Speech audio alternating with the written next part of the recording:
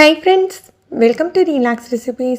1/4 kilo ப்ரௌனியை வச்சுட்டு ஒரு brownie tower design பண்ண முடியுமா? கண்டிப்பாக முடியுங்க. இப்போ நீங்கள் பார்த்துட்ருக்க இந்த ப்ரௌனி டவர் 1/4 கிலோ ப்ரௌனி வச்சு பண்ணது தான்.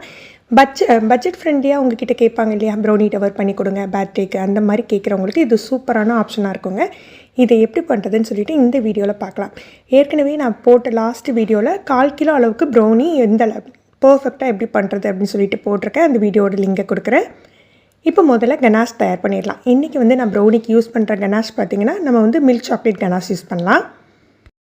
இது பண்ணுறதுக்கு ஒரு கப் எடுத்துக்கிட்டிங்கன்னா, ஒரு கப் அளவுக்கு நீங்கள் வந்து ஃப்ரெஷ் க்ரீம் அல்லது விப்பிங் க்ரீம் எடுத்துக்கலாம். நான் எடுத்துக்கிறது ஃப்ரெஷ் க்ரீம். ஒரு கப்புக்கு 3, அதாவது ஒரு அளவுக்கு 3 அளவுக்கு மில்க் சாக்லேட் எடுத்துருக்கேன்.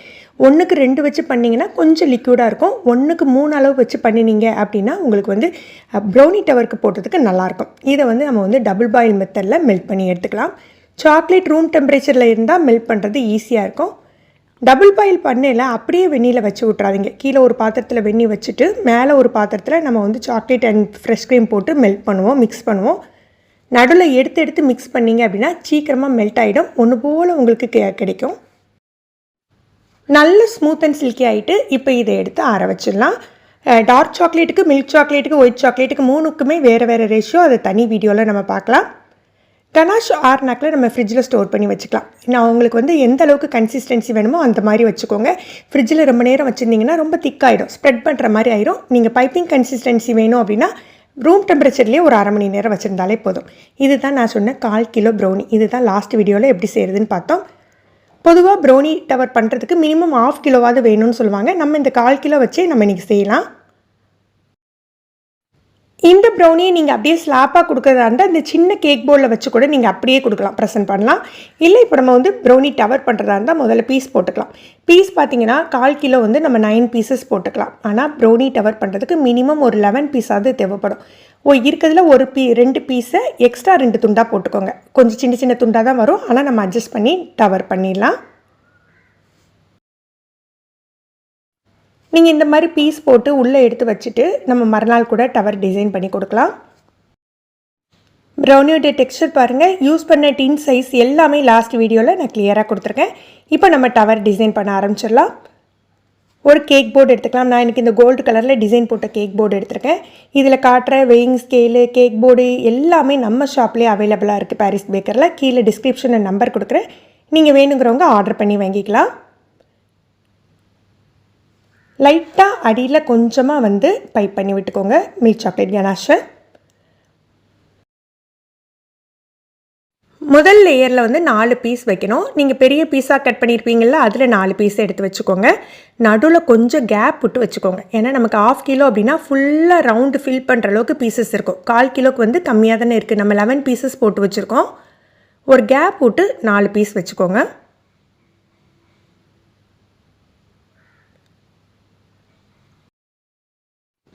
அதுக்கு மேலே 3, 2, 1ன்னு வைக்க போகிறோம். நீங்கள் இப்போ வந்து பைப் பண்ணாதீங்க.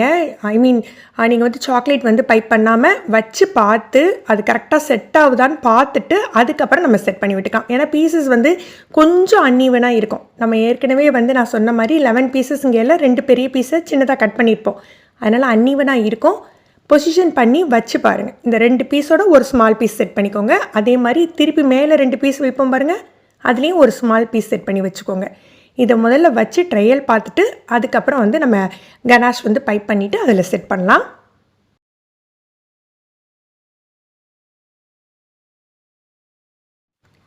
நான் இன்றைக்கி நார்மல் வுட்டன் போர்டு வச்சு தான் அடுக்கிட்டு இருக்கேன். டேன் டேபிள்லாம் இதுக்கு தேவைப்படாது. லைட்டாக இதிலேயே வச்சு நம்ம முடிச்சிடலாம்.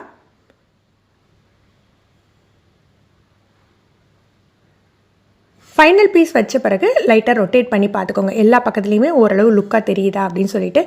ப்ளெயினாக ப்ரௌனி வைக்கல டவர் இந்த மாதிரி தான் இருக்கும்.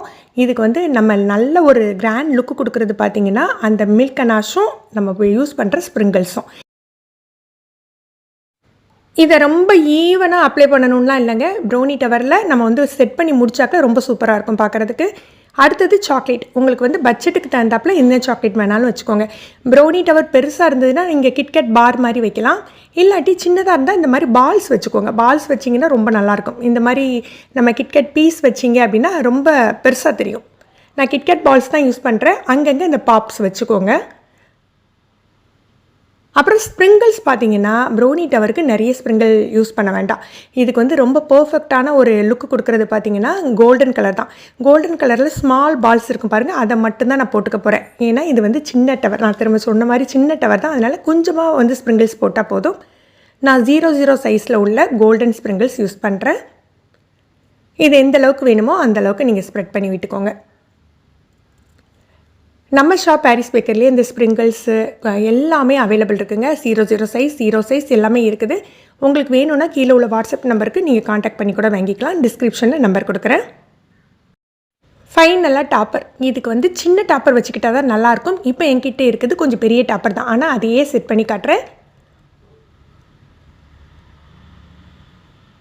நம்ம ஹோம்மேட் ப்ரௌனி அப்படிங்கிறதுனால சாஃப்டாக இருக்குங்க. நீங்கள் செட் பண்ணுறதுக்கு ரொம்ப ரொம்ப ஈஸியாக இருக்கும். ப்ரௌனி டவர் கம்ப்ளீட் ஆகிடுச்சு. இது 1/4 கிலோ ப்ரௌனியில் தான் செஞ்சுருக்கோம்.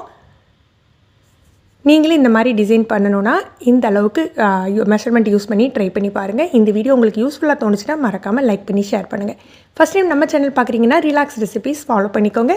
கீழே இருக்க பெல் பட்டனில் ஆளுங்கிற ஆப்ஷன் நீங்கள் செலக்ட் பண்ணி வச்சுக்கிட்டிங்கன்னா நம்ம சேனலில் வீடியோக்கள் போட்ட உடனே உங்களுக்கு நோட்டிஃபிகேஷன் கிடைக்கும். தேங்க்யூ.